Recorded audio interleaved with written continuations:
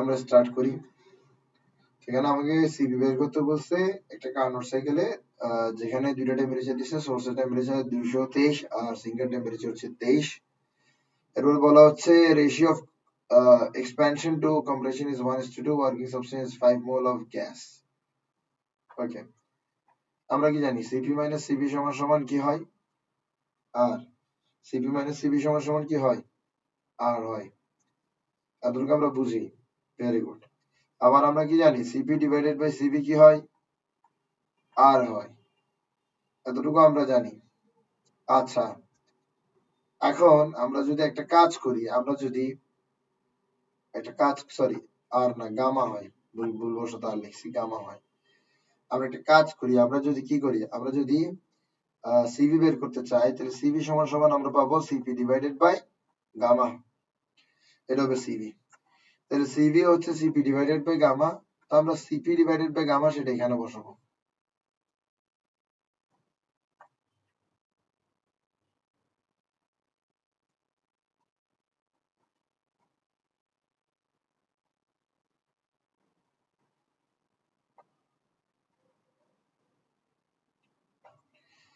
ওকে,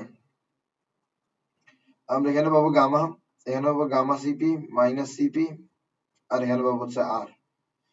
CP কে আমরা common নিয়ে নিব, গামা মাইনাস 1 আসবে, আর এখানে আসবে আর, আর এখানে আসবে কি গামা। সিপি যদি বের করতে চাই তাহলে আসবে কি R gamma divided by gamma minus 1। R value কত? 8.314। গামার ভ্যালু কত? 1.67। কিভাবে বসছি 1.67? হিলিয়ামের জন্য গামার ভ্যালু কত হবে? 1.67 হবে। আমরা পড়ছিলাম যারা মন অ্যাটমিক গ্যাস, যেমন ধরো হিলিয়াম, যাদের মলিকুলে একটা মাত্র অ্যাটম থাকে, যারা মন অ্যাটমিক গ্যাস, তাদের জন্য গামার ভ্যালু হচ্ছে 1.67। যারা ডায়াটমিক গ্যাস, ডায়াটমিক গ্যাস মানে হচ্ছে যাদের মলিকুলে দুইটা করে অ্যাটম থাকবে, তারা হচ্ছে ডায়াটমিক গ্যাস, তাদের জন্য গামার ভ্যালু হচ্ছে 1.4। আর যারা পলিঅ্যাটমিক গ্যাস, যাদের মলিকুলে দুইটার চেয়ে বেশি অ্যাটম থাকবে, তাদের জন্য গামার ভ্যালু হচ্ছে 1.33। বোঝা গেছে? তো হিলিয়াম ফার্স্ট ক্যাটাগরিতে পড়ে, তার জন্য গামার ভ্যালু হচ্ছে 1.67। তো নিচে কত আসবে? 1.67 মাইনাস 1, যেটা আসবে সেটাই হচ্ছে অ্যান্সার, সেটাই হচ্ছে অ্যান্সার। বোঝা গেছে? ওকে, তাহলে আমরা সি নাম্বারে আসি একটু। বলা হচ্ছে determine efficiency of the engine. কিভাবে বের করবে efficiency? 1 minus Q2 divided by Q1 into 100, efficiency বের হয়ে যাবে।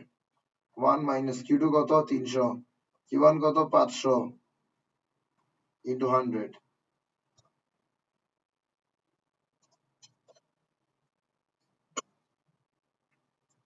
ওকে, আমরা একটু হিসাব করি। 300 ডিভাইডেড বাই 500,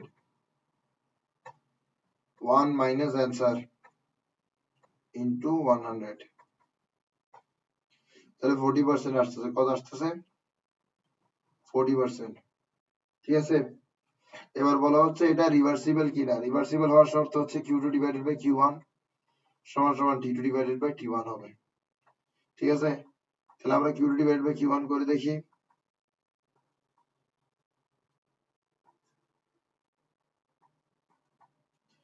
এবার T2 ডিভাইডেড বাই T1 করে দেখি।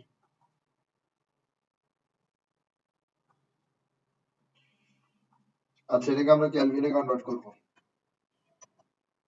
ঠিক আছে,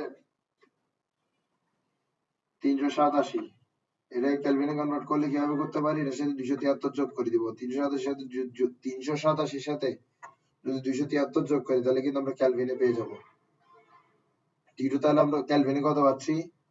660। আর T1 কেলভিনে কত পাবো? 827। 273 যোগ করি 1010, সরি 1100। তাহলে আমরা একটু বের করি এটা কত আসে।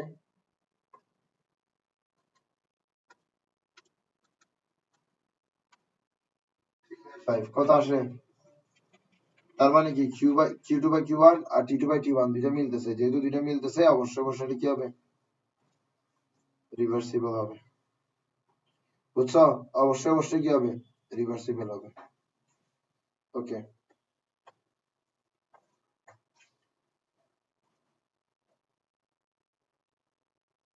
দেখো তোমাকে এখানে কি দিছে বলছে Carnot engine operates with a sink temperature of 310 kelvin.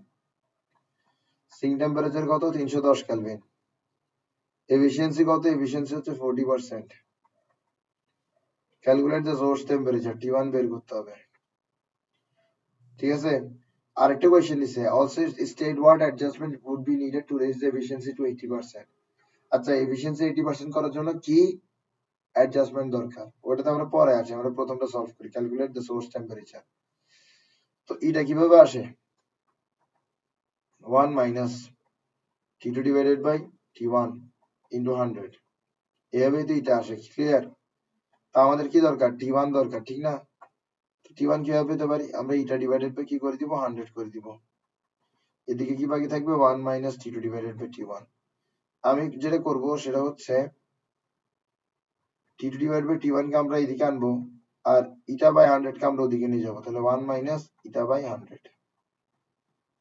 ঠিক আছে এবার আমি যেটা করব সেটা হচ্ছে আমি T1 বের করবো কিভাবে পাবো T1 T2 divided by দেখো T1 টাকে এখানে তুলতেছো আর এটাকে নিচে নামাই দিচ্ছ তাহলে আলটিমেটলি কি পাচ্ছ T2 ডিভাইডেড বাই এটা যেটা হচ্ছে 1 মাইনাস ইটা ডিভাইডেড বাই 100 এটাই হচ্ছে T1। তাহলে আলটিমেটলি T1 এর ভ্যালু কত আসতেছে T2 কত 310 1 মাইনাস ইটা কত 40 এরপর 100 তো 100 আর 40 divided by 100 1 minus answer 310 divided by answer তাহলে 516.6 কেলভিন। বলা হচ্ছে what adjustment would be needed to raise the efficiency to 80%। তো এফিসিয়েন্সি দুইভাবে বাড়াইতে পারো একটা হচ্ছে সোর্সের টেম্পারেচার বাড়ানোর মাধ্যমে তুমি বাড়াতে পারো আর যে সিঙ্কের টেম্পারেচার কমানোর মাধ্যমে তুমি বাড়াতে পারো। ঠিক আছে তাহলে ধরো আমরা চিন্তা করি increasing the source temperature.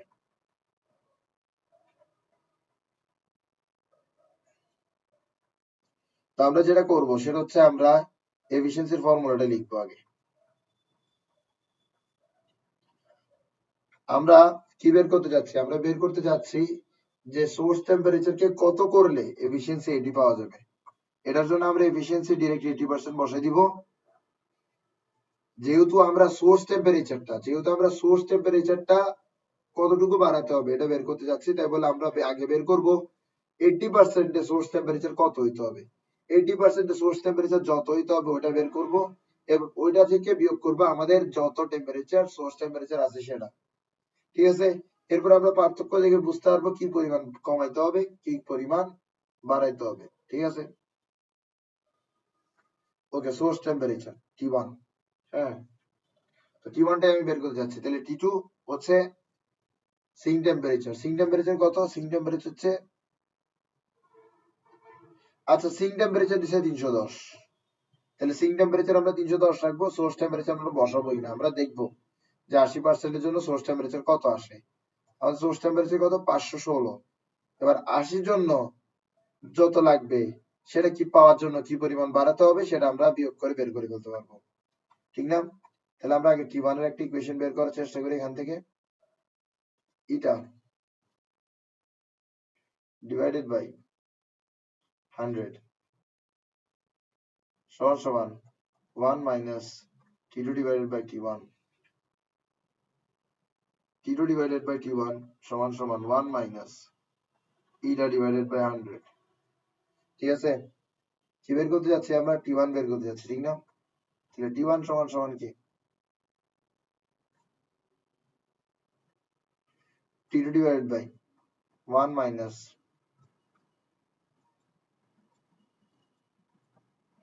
n by 100 তাহলে T1 সমান সমান T2 কত 310 কেলভিন 1 minus এটা কত 80 আর এখানে কত 100 বের করো যা আসবে তাই आंसर আসো 80 divided by 100 1 minus answer 310 divided by answer আসে হচ্ছে 1550 কেলভিন এমনে কত কেলভিন 516 তাহলে কি পরিমাণ ইনক্রিজ করতে হবে?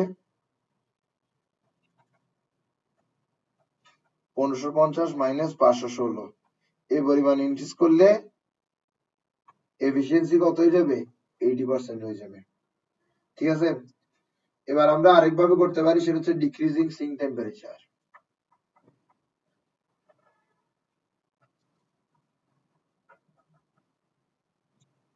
এক্ষেত্রে আমরা যেটা করব সেটা হচ্ছে আমরা T2 বের করব। ইটার ভ্যালু 80% ধরে আমরা T2 বের করব, ইটার ভ্যালু 80% ধরে আমরা T2 বের করব। ইটার ভ্যালু আমরা 80% ধরে T2 বের করব। এরপর আমরা জেনে যাব যে 80% এর T2 কত হয়, সিঙ্কের টেম্পারেচার কত হয়। আমাদের সিঙ্কের টেম্পারেচার যেটা আছে সেটার তুলনায় কতটুকু কম হবে সেটা আমরা পেয়ে যাব, আর অতটুকু আমাদের কমাইতে হবে। সহজ কথা হচ্ছে সেটা। তো ডিক্রিজিং সিঙ্ক টেম্পারেচার, এই ক্ষেত্রে কি করতে হবে? আমরা লিখবো এটা সমান সমান 1 minus T2 divided by T1 into 100। এখান থেকে T2 এর ইকুয়েশন বের করি, এটা ডিভাইডেড বাই 100, এখানে কি 1 minus T2 divided by T1, তারপর এখানে কি থাকবে? T2 divided by T1 সমান সমান 1 minus এটা divided by 100। T2 সমান সমান কি হবে? 1 minus এটা divided by 100 into T1। T2 সমান সমান কি? 1 minus 80 divided by 100 into T1। T1 কত?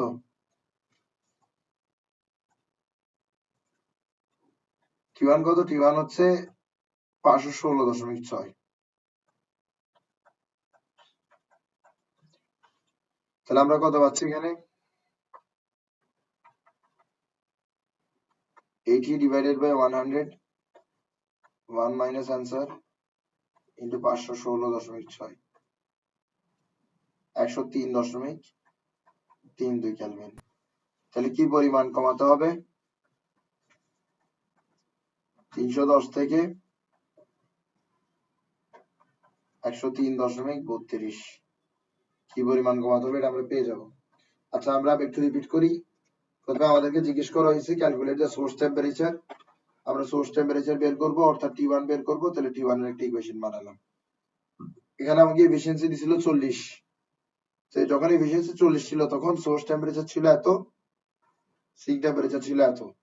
বলা হচ্ছে এফিসিয়েন্সিকে 80% করার জন্য অবশ্যই অবশ্যই এখানে এফিসিয়েন্সি কি হচ্ছে? বাড়তেছে। কিভাবে বাড়তেছে দেখো, আগে বলেছে 40 ছিল, এরপরে বলতেছে 80 করার জন্য কি অ্যাডজাস্টমেন্ট করতে হবে। তাহলে অবশ্যই অবশ্যই এফিসিয়েন্সি বাড়ানোর কথা বলা হচ্ছে। এফিসিয়েন্সি বাড়বে দুইভাবে, হয় তুমি সিঙ্কের টেম্পারেচার কমাবা, না হয় তুমি সোর্সের টেম্পারেচার বাড়াবা। তাহলে তুমি যেটা করবা সেটা হচ্ছে 80% এর সোর্সের টেম্পারেচার কত হবে ওটা বের করবা। 80% এর সোর্সের টেম্পারেচার কত হবে ওটা বের করবা। এখন তোমার সোর্সের টেম্পারেচার কত আছে সেটা তুমি জানো, তো 80% যত হবে ওটা মাইনাস এখন যত আছে এটা করলে তুমি পেয়ে যাবা যে আসলে কতটুকু সোর্সের টেম্পারেচার বাড়াতে হবে। আবার আমরা একটা কাজ করতে পারি, সেটা হচ্ছে আমরা সোর্সের টেম্পারেচারটা 40% একটা রেখেই আমরা সিঙ্কের টেম্পারেচার কমাতে পারি। সিঙ্কের টেম্পারেচার কমালেও কিন্তু এফিসিয়েন্সি বাড়বে। তাহলে সিঙ্কের টেম্পারেচার কমানোর জন্য আমাদের কাছে দেখতে হবে যে 80% এর মধ্যে সিঙ্কের টেম্পারেচার কত, অর্থাৎ T2 কত। তো 80% এ সিঙ্কের টেম্পারেচার অর্থাৎ T2 এটা যখন আমরা পেয়ে যাব তখন আমরা 40% এ T2 কত ছিল এটা মাথায় রাখবো। তাহলে 40% এ T2 ছিল 310 আর 80% এ T2 হচ্ছে 103। তাহলে অবশ্যই অবশ্যই কমছে। কি পরিমাণ কমছে? 310 মাইনাস 103। বোঝা গেছে? এটাই হচ্ছে অ্যান্সার। আমি একটা লিঙ্ক দিচ্ছি, ওটা জয়েন করো। এবার আসো আমরা এই ম্যাথটা করি। এখানে বলা হচ্ছে the contraction to expansion ratio in a Carnot engine is 1:2। The working substance is 5 mole of helium. The engine operates in between 23 and 223 degrees Celsius. Determine the heat absorbed by engine and its efficiency. Brilliant question. Brilliant question.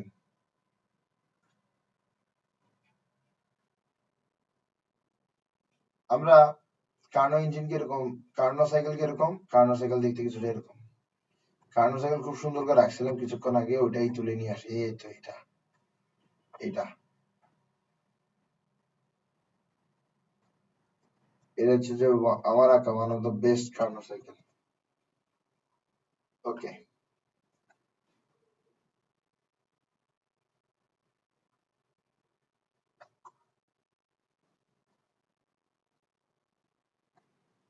একটু বোঝার চেষ্টা করো। বলা হচ্ছে the contraction to expansion ratio is 1:2। আচ্ছা, এটার অর্থটা কি?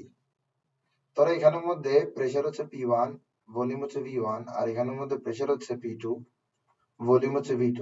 ক্লিয়ারলি V2 হচ্ছে V1 এর চেয়ে বড়। তো V1 থেকে V2 এর দিকে মানে এখানে কি হয়েছিল? আইসোথার্মাল এক্সপ্যানশন হয়েছিল। আইসোথার্মাল এক্সপ্যানশন হয়েছিল। বলা হচ্ছে যে কন্ট্রাকশন টু এক্সপ্যানশন রেশিও হচ্ছে 1:2। এটার মানে কি? এটার মানে হচ্ছে যদি আমি এটা লিখি যে V2 ডিভাইডেড বাই V1, তাহলে এটা কিসের রেশিও? এটা হচ্ছে ভলিউমের রেশিও। এই ভলিউমের রেশিওটাকেই বলা হয় কন্ট্রাকশন টু এক্সপ্যানশন রেশিও। তো এখানের মধ্যে এক্সপ্যানশন এক্সপ্যানশন হয়েছে না? এক্সপ্যানশন হয়েছে, এক্সপ্যানশন হয়েছে, এক্সপ্যানশন হয়েছে। তাহলে এক্সপ্যানশনটার রেশিও কি? 1:2। এটার মানে কি? এটার মানে হচ্ছে ফাইনাল টেম্পারেচারটা ইনিশিয়াল টেম্পারেচার ফাইনাল ভলিউমটা ইনিশিয়াল ভলিউমের দ্বিগুণ। ফাইনাল ভলিউমটা ইনিশিয়াল ভলিউমের দ্বিগুণ। ফাইনাল ভলিউমটা ইনিশিয়াল ভলিউমের দ্বিগুণ। তো এটা তো ফার্স্ট স্টেপে এক্সপ্যানশন ছিল তাই বলে। এবার যদি আমরা সেকেন্ড স্টেপের কথা চিন্তা করি, সেকেন্ড স্টেপে P2 V2 থেকে কি তৈরি হয়েছে? P2 V2 থেকে P3 V3, মানে হচ্ছে প্রেসার ভলিউম P2 V2 থেকে চেঞ্জ হয়ে P3 V3 তে গেছে। এখানে কি হয়েছে? এক্সপ্যানশন হয়েছে। তার মানে অবশ্যই অবশ্যই V3 কি? V3 V2 এর চেয়ে বড়। এক্সপ্যানশন হয়েছে। এক্সপ্যানশনের রেশিওটা কি? 1:2। তাহলে V3 সমান সমান কি হবে? 2V2। ক্লিয়ার? এবার আসো থার্ড স্টেপ। থার্ড স্টেপে যেটা হচ্ছে সেটা হচ্ছে কন্ট্রাকশন হচ্ছে। কি হচ্ছে? কন্ট্রাকশন হচ্ছে। যেহেতু কন্ট্রাকশন হচ্ছে তাই বলে V4 হচ্ছে V3 এর চেয়ে ছোট। V4 হচ্ছে V3 এর চেয়ে ছোট। V4 হচ্ছে V3 এর চেয়ে ছোট।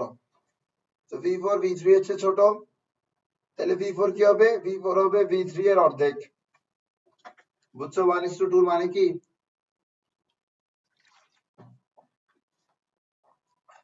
আবার ফোর্থ স্টেপে কি হচ্ছে? কন্ট্রাকশন হচ্ছে। তার মানে V4 V1 এর চেয়ে বড়। তাহলে V4 কি হবে?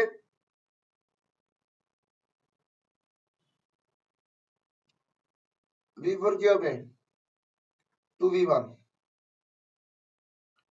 V4 কি হবে? 2V1। অথবা বলতে পারি ভাবে যে V1 ছোট V4 বড়, তাহলে V1 হবে V4 এর অর্ধেক। বুঝছো?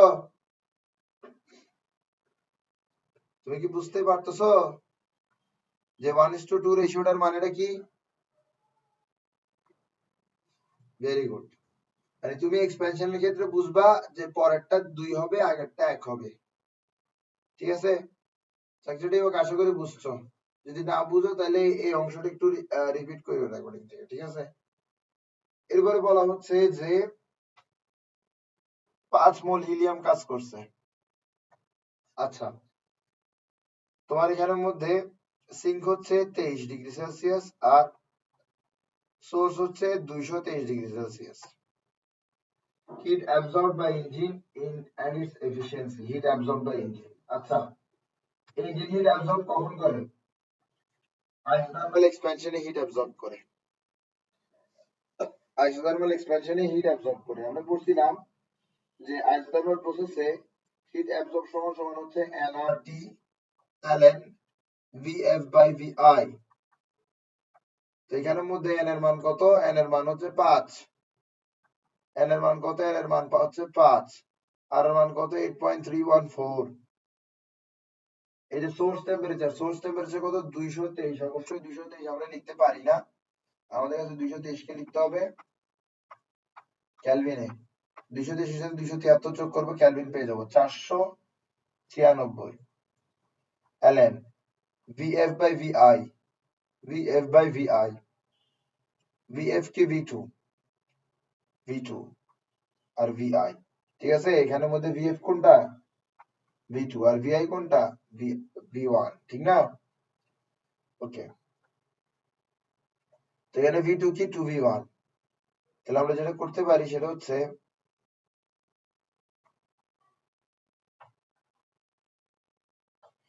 এখানে দিতে পারি 2v1, নিচে দিতে পারি v1, আলটিমেটলি কত আসবে ln2। এটাই হচ্ছে অ্যাবজর্বড হিট, এটাই হচ্ছে অ্যাবজর্বড হিট, যেটা আসবে সেটাই হচ্ছে অ্যাবজর্বড হিট। তাহলে একটা গেল, এটার এফিসিয়েন্সি বের করতে বলতেছে। এবার এফিসিয়েন্সি বের করে কি কোনো ব্যাপার,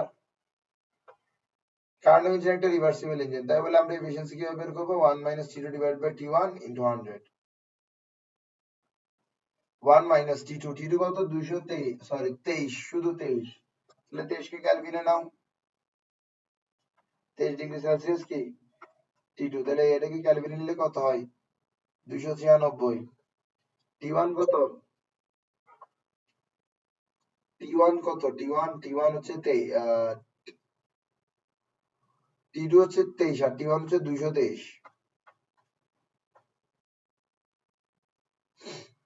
এটা হচ্ছে 496 × 100।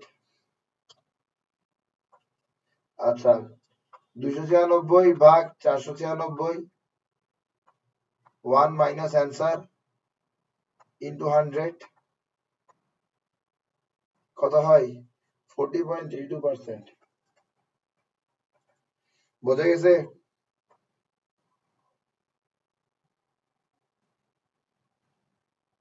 আশা করি বোঝা গেছে। ঠিক আছে, আজকে এতটুকুই আমরা সিকিউ তুলে রাখছিলাম, আজকের জন্য এইটুকুই। থ্যাংক ইউ সো মাচ, আমরা আবার আগামীকাল ক্লাস করবো।